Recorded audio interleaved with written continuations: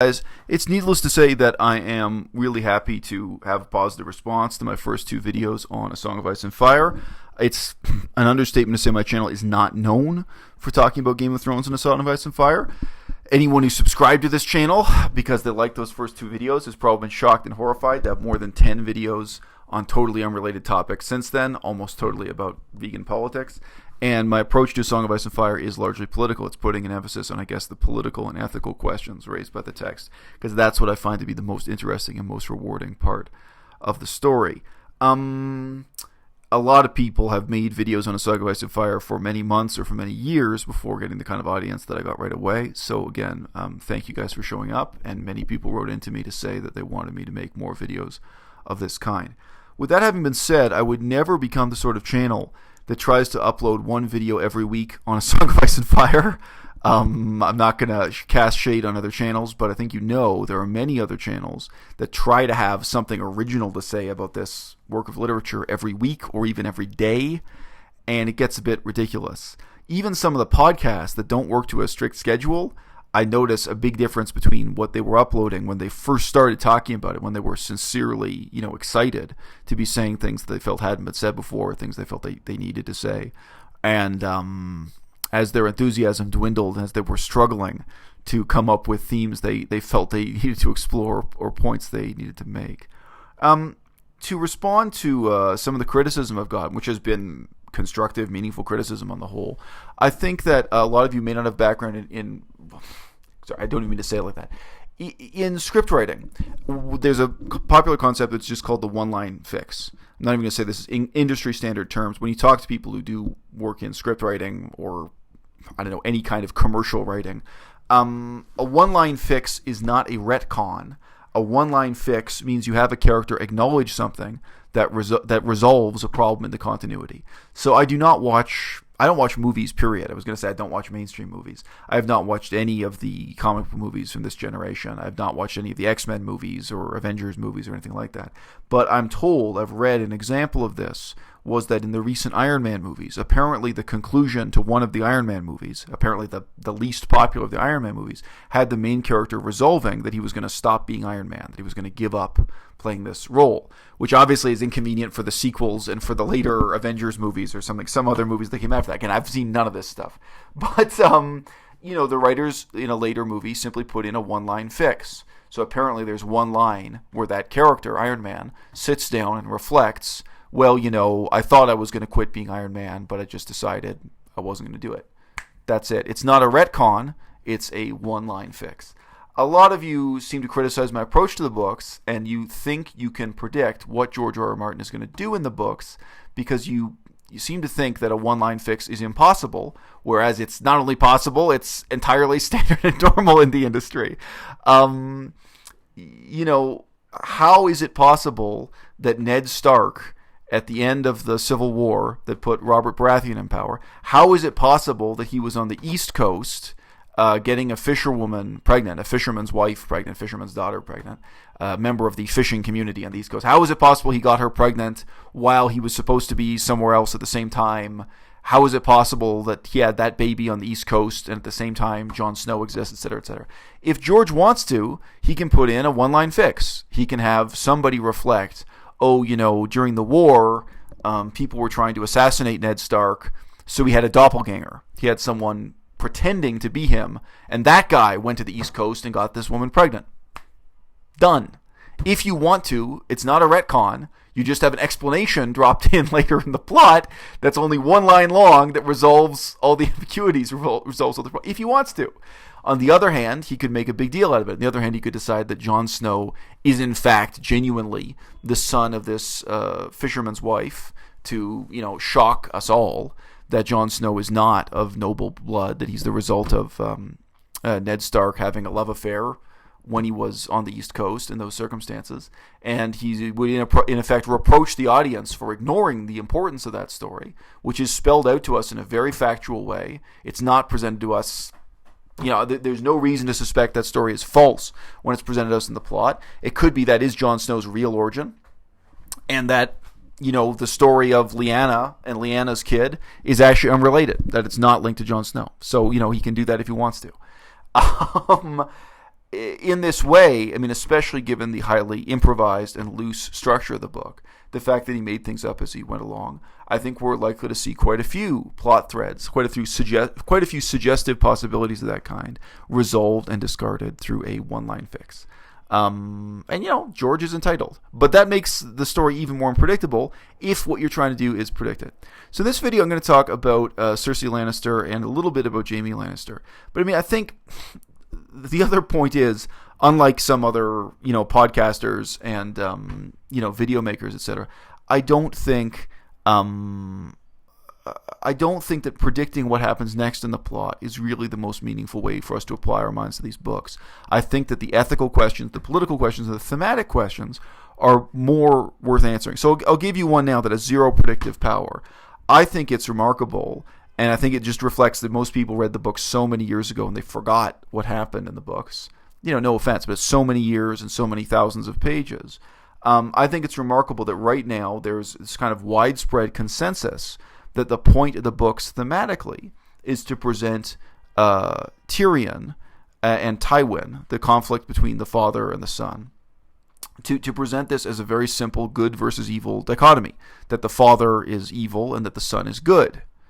Now, again, this isn't just because of the TV show or something. I think this is because in memory, in retrospect, people really simplify what that plot shows us, what it tells us about Tyrion. So Tyrion is the dwarf, is the son, and Tywin is the father. I say that because the names are genuinely confusing. They're so similar. All right, well, how would you feel if you were the father and you knew through your spies, you knew for a fact that your son had done what the son did in this story? In this story, it isn't merely the case, people seem to simplify this in retrospect, it isn't merely the case that Tyrion slept with a prostitute. That's a great simplification.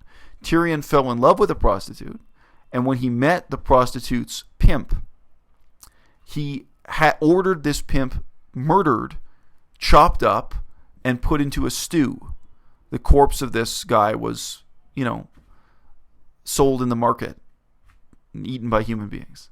Okay? If you were the father of this kid, if you knew this, now again, how he knows it is another question. Many people feel that Bronn is actually in the employ of the father and not just in the employ of the son. It doesn't matter. But this kind of conduct on the part of your son, these are not trivial indulgences. This isn't just that your son drinks too much. This isn't just that your son is short and ugly and bad with women. Okay? This isn't just that your son is sleeping with a prostitute. Okay? These are, to say this is a serious ethical transgression is an understatement. It's murder, and it's worse than murder, and it's murder that wasn't motivated by any good reason. In that same period, back when Tyrion is still in King's Landing, and when Tywin is watching him in his conduct as Hand of the King, Tyrion shows absolutely no interest in the starvation of the common people inside the city. Now, I think that the author included that for many different reasons. I think there's a very intentional contrast between the way different characters respond to food scarcity, the pressure of the possibility of starvation.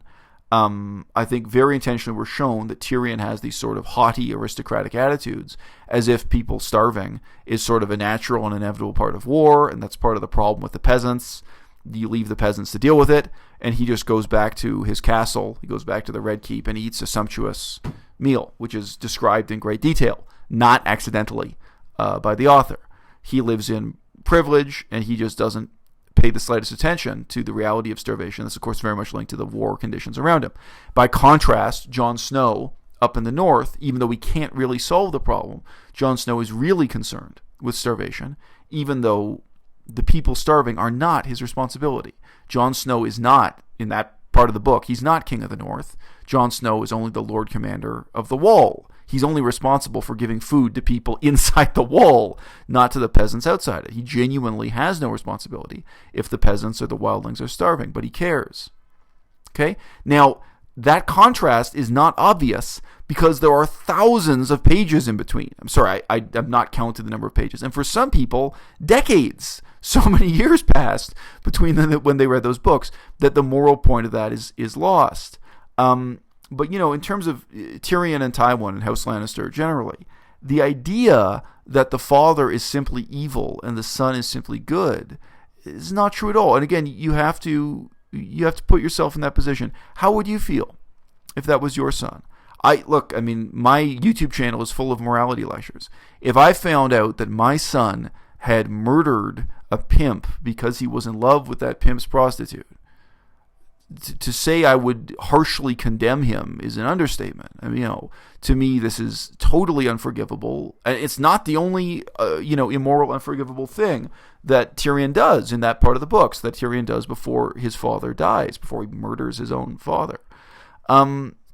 So I just say this, in this way, it's interesting to me that right now in 2016, 2016 as 2017 starts, we're now in the last few days of 2016, I think that many of the characters thematically have become misunderstood.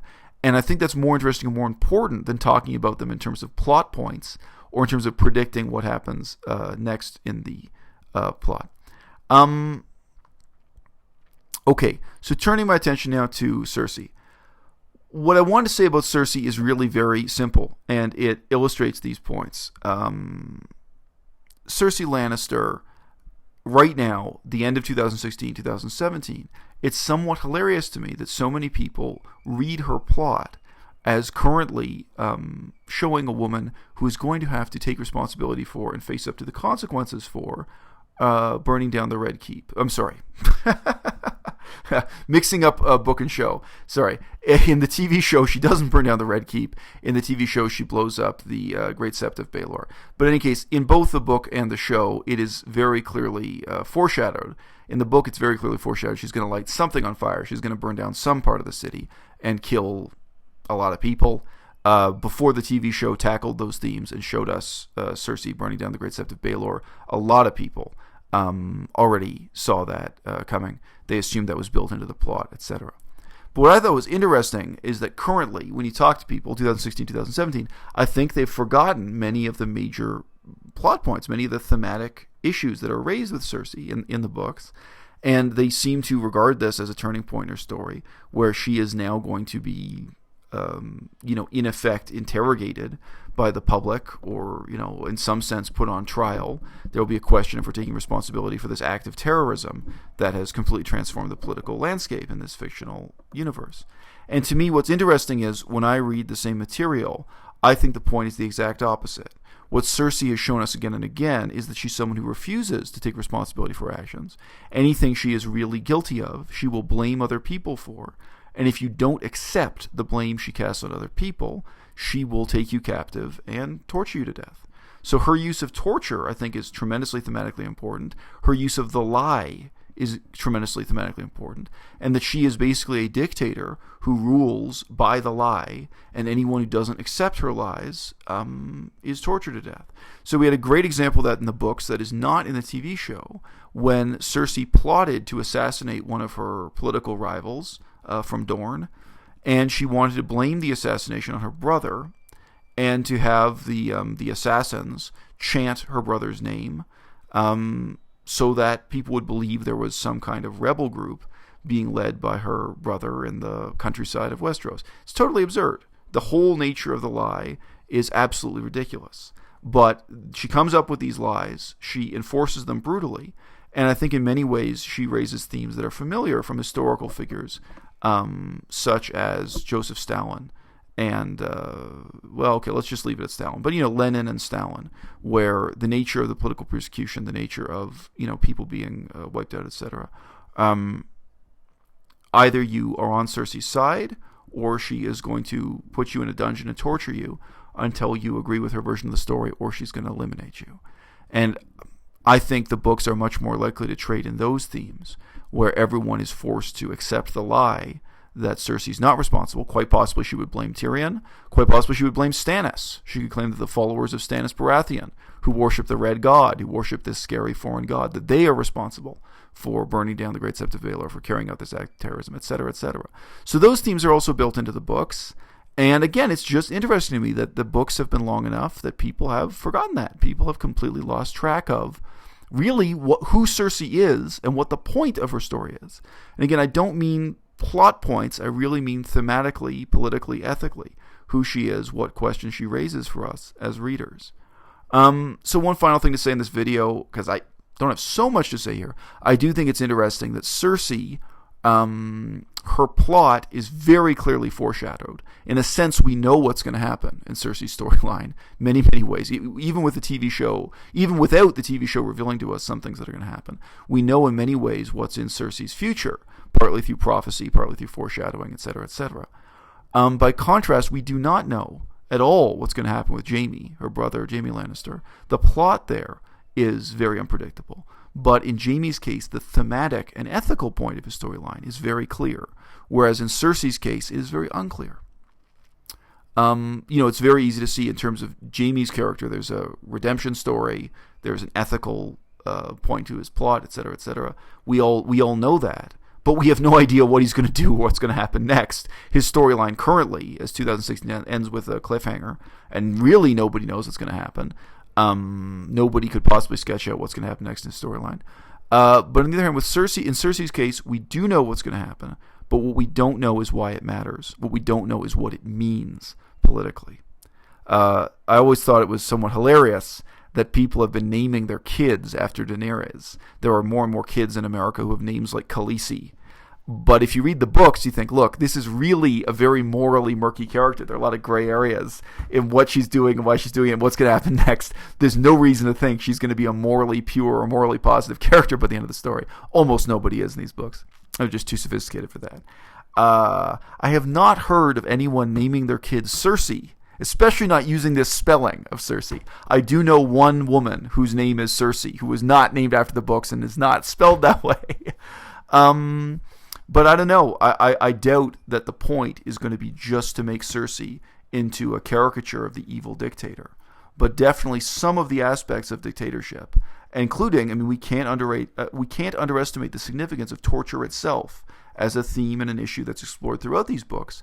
The years when these books were written, George R.R. Martin was reflecting on the United States' use of torture, sort of the same as everyone else, like so many other people in America. It was such a huge issue in American politics. And, I think his background, he was reflecting back on the memories of the Vietnam War, the memories of the Irish Troubles, the Irish Civil War, the use of torture in Ireland, and then also the use of torture by the United States in Iraq, Afghanistan, Guantanamo Bay, etc. So these were themes that were really hanging in the air. And I do think that Cersei Lannister, more than any other character, has got to be the laboratory where the author shows us what he thinks about this or, reflects further on the ethics and even the practical consequences of having a kingdom in which the truth is decided by one person holding the reins of power and being willing to torture anyone to death who disagrees with her.